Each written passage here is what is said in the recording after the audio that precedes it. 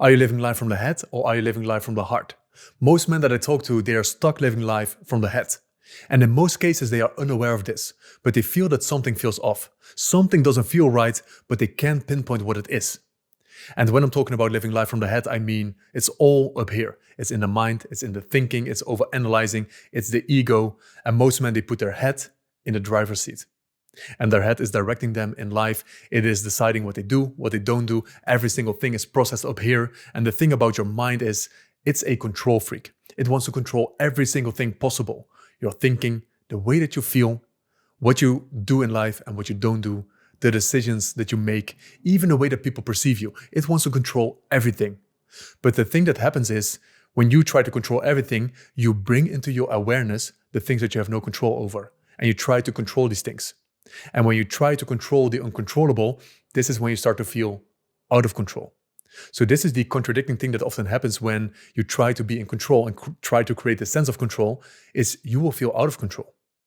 And this is where the moment you let go of this need for control is the moment that you will feel in control. So this is when you remove your head from the driver's seat and you put your heart in the driver's seat. Because when I explain this, just a little bit about your head, like how does that feel? How does it feel if your head is driving and directing you in life? Like, this doesn't sound fun to me. It doesn't sound like you have a lot of meaning and purpose in life, that you feel this vibrancy and this connection and this depth and this aliveness. This often doesn't happen in your mind because everything becomes heavy, everything becomes serious. Maybe you've even noticed this, that when you live life from the head, you get a headache from all the thinking. Everything is happening up here and you don't even feel your body. You don't even feel what is happening in your body.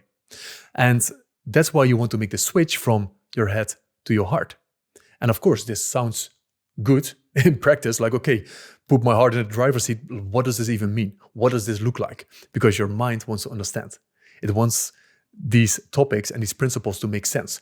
Tell me the steps, show me how to do this, and I'll do it because I want to be in control. So even your mind wants to maybe even control this principle in itself. But I do want to invite you also to feel. What does it feel like if you remove your head from the driver's seat and you put your heart in the driver's seat? Like, what does that feel like? Because your heart, everything that your heart wants to be doing in life, it doesn't make any sense. It doesn't make any sense to your mind. And your mind is such a powerful tool.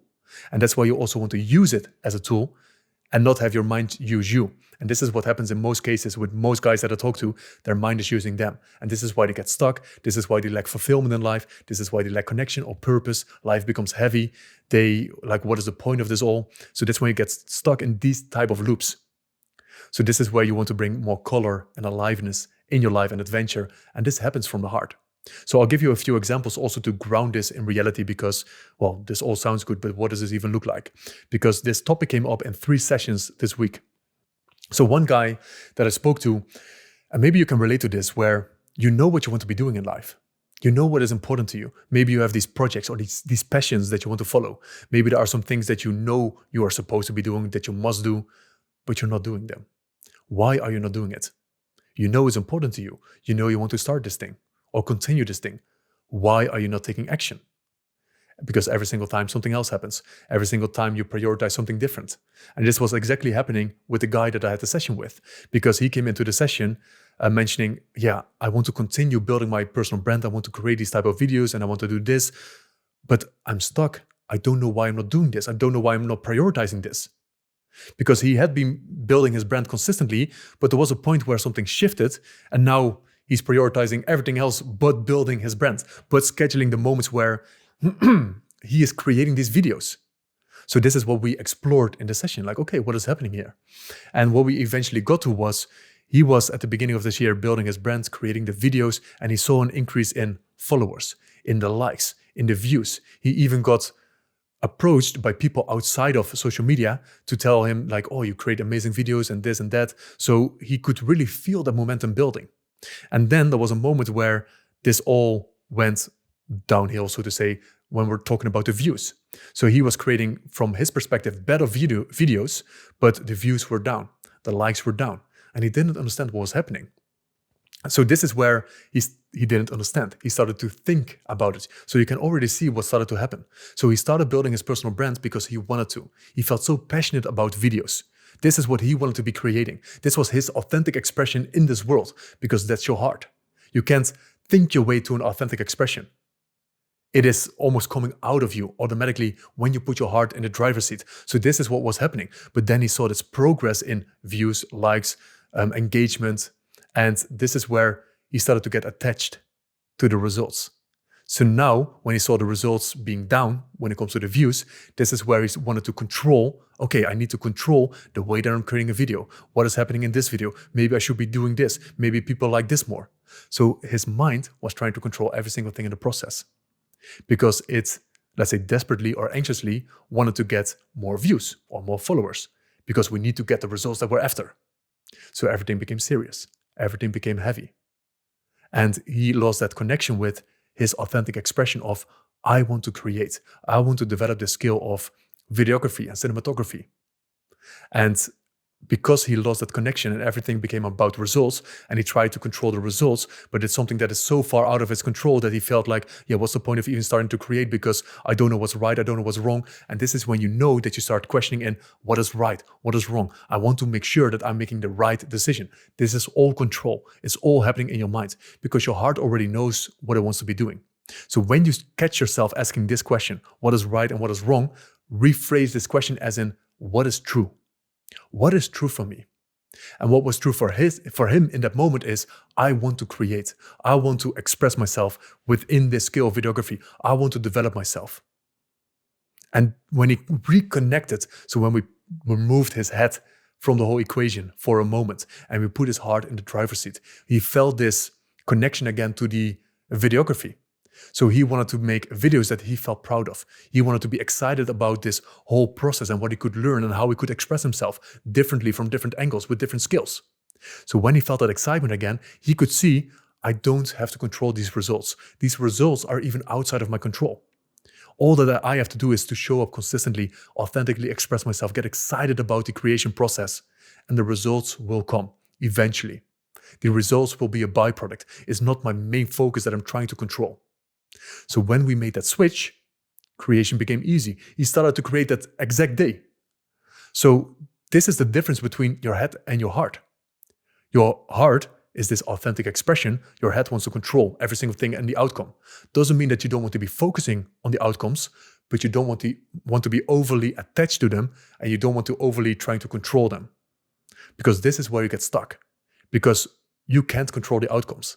They are out of your control. You can influence them to an extent, but that's all that you can do. So that's one example of the switch that we made.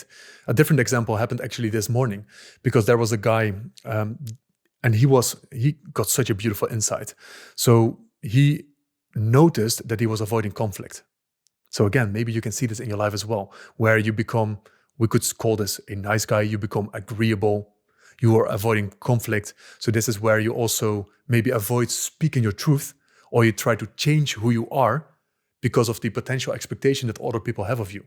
So you think that other people have this expectation of who you should be, and now you try to conform to that expectation that you think that they have of you, so they will like you and they won't leave you. And you can see already how complex this gets. But this is the control aspect. Your mind wants to be in control. You want to be loved. You want to be liked. So let's change the way that we are, so we are making sure that we are in control of being liked and being loved, and that people don't leave me.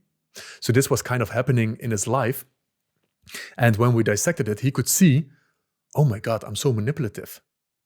Like, I'm trying to almost manipulate people to like me by changing who I am and trying to control every single thing. Like, how deep do you think his connections were?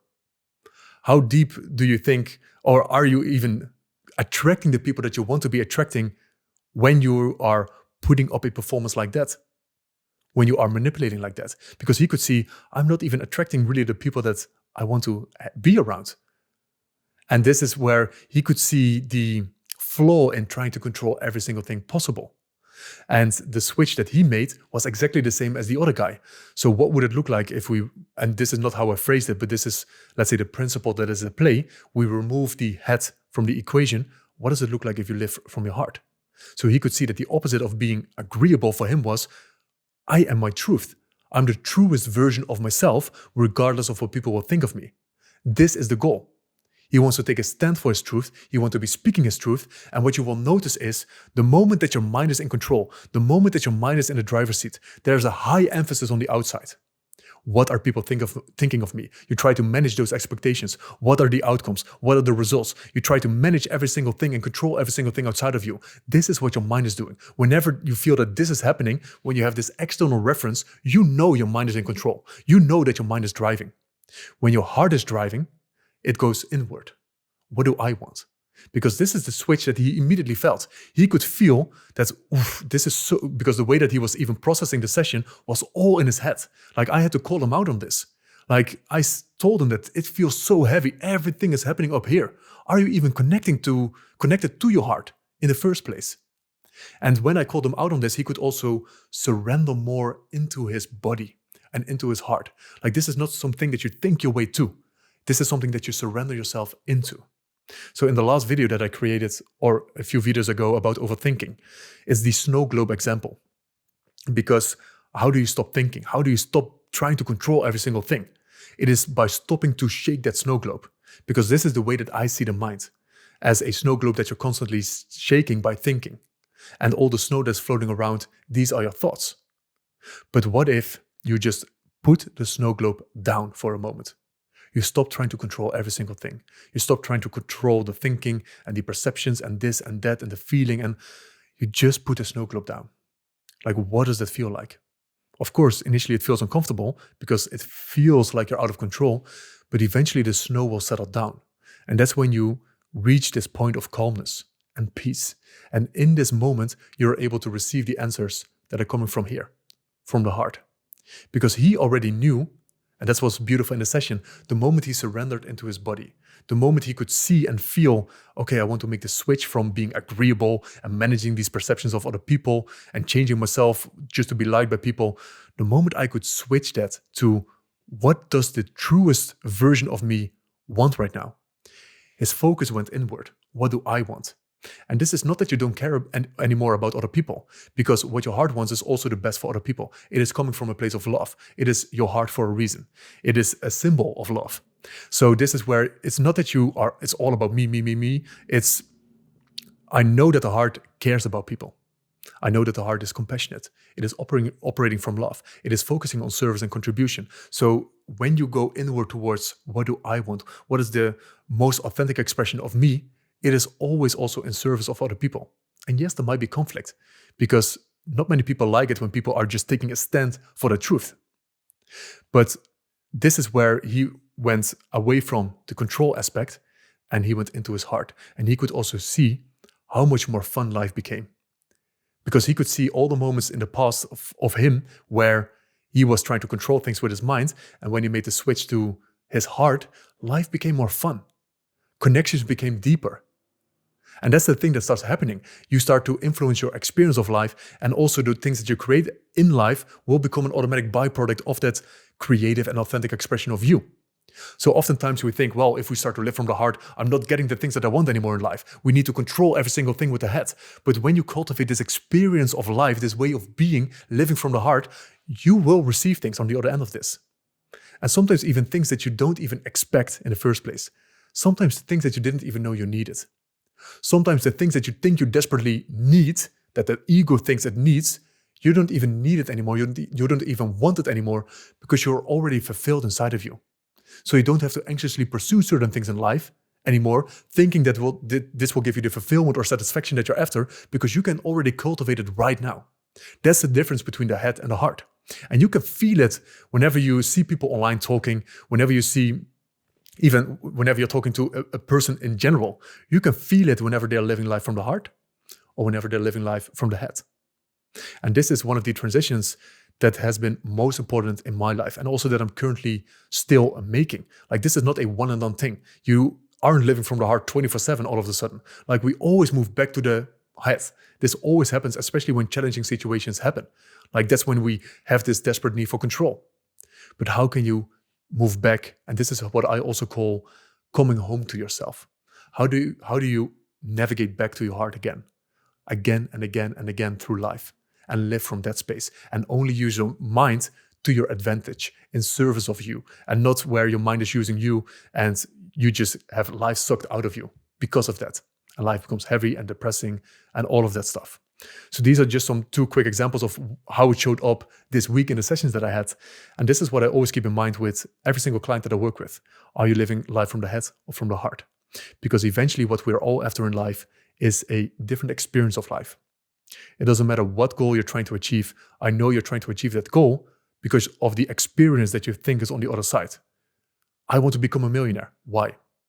Well, because I think freedom is on the other side. Then I'm finally free, or then I have the status. Then I will be loved. Whatever the story is, whatever the experience is, you are not after the money. The money, it doesn't matter, the money. It's about the experience that you think you will get when you have the money. And what if we could cultivate that experience right now? And then from that place of wholeness or feeling complete, you start to build the things that you want to be building. This is way more fun to be creating in life instead of I am empty, I am lacking all of these things and I need these things to complete me. I need to have this money, I need to have this car, I need to have this girlfriend, and then I'm finally whole, then I'm finally complete. So you start to create from this anxiousness. Again, that's the mind in the driver's seat. When anxiety is directing your life, fear, when maybe shame or these heavy experiences, you already know your mind is driving. So this video is simply to make that invitation as in, what would it be like if your mind is away from the driver's seat? You're only using your mind from the point of, I'm going to use it as a tool to my advantage, and you allow your heart to drive. You allow your heart to direct you in life. Like, what would that be like? And I can already tell you, your life is going to be a crazy adventure because your heart is a risk taker.